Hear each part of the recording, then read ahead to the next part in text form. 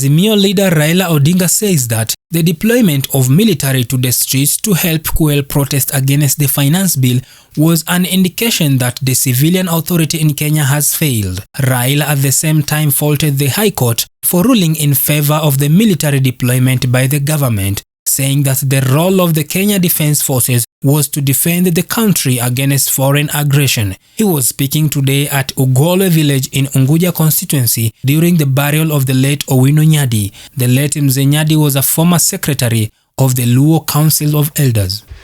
We are at a crossroads in Kenya today. First, I want to pay condolences to all those who lost their beloved ones. We lost so many of young, promising lives unnecessarily during this last 1 week because of trigger-happy policemen who have been given instruction to shoot to kill. In civilian authorities all over the world, police are not supposed to be shooting to kill people. Police responsibility is to protect the life and property of the people of Kenya. But a police officer who goes out and becomes rogue and begins to shoot aimlessly is a criminal who needs to be dealt with in accordance with the law. What we saw the other day is something that was unimaginable. It's completely unprecedented in the 61 years of Kenya's independence. We never seen things like this. We've seen scenes like those ones here. We're being told about goons who have been hired. Who are these goons? No, who hired those goons? Tell us. Tell us. Who are these goons and who hired those goons? We reached a stage where the government has to go and even bring the military into the streets. This means that civilian authority has failed. The civilian forces have failed to deal with the people. The military are not supposed to be in the streets. Army is there to defend the country against foreign aggression, not to deal with internal strifes. And that's why it is very wrong for even our court to rule that you can continue to maintain army on our streets.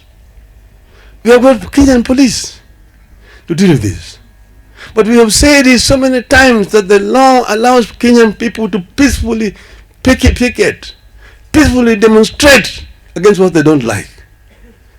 Peaceful demonstrators should be actually escorted by police. They should not be shot by the police. So what we've seen indiscriminate bloodletting in our country is completely inexcusable and unacceptable. We condemn in the strongest terms possible this brutal use of the police force against the innocent people of our country. And we are saying that this time has now come for Kenyan people to come together as one people and talk as one people and talk about the Kenya we want. This is the time for this. We are going to talk about the details of those engagement in the coming weeks. But we want to say that our people should continue to remain firm. God is with us. And if God is with us, who can be against us? Thank you very much. We must open our eyes. Yesterday, Ruto signed some financial instruments which show very clearly that the country is heading in the wrong direction. He has told the whole world, and more particularly Kenya, that he is not going to fulfill the promises that he gave to the country because he was living in a dream world. He has said he has no money, and therefore back in Parliament he has asked members of Parliament to come out with a supplementary budget in which all the allocations for expenditure for the Republic of Kenya will be reduced substantially. So that Mama Mboga, if you had any hopes from Ruto, that hope is dead. Because he's telling you he has no money.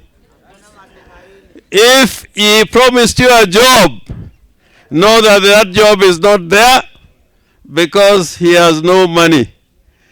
Ruto is saying he's giving people jobs out there in other countries as he's recruiting people to go to other countries.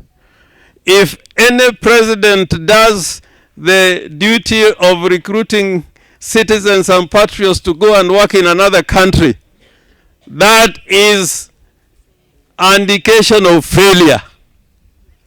Indication of failure. So I think for those who did not know that Kenya Kwanza was based on a hypocrisy, on a big lie to the people of Kenya, now you are seeing it today.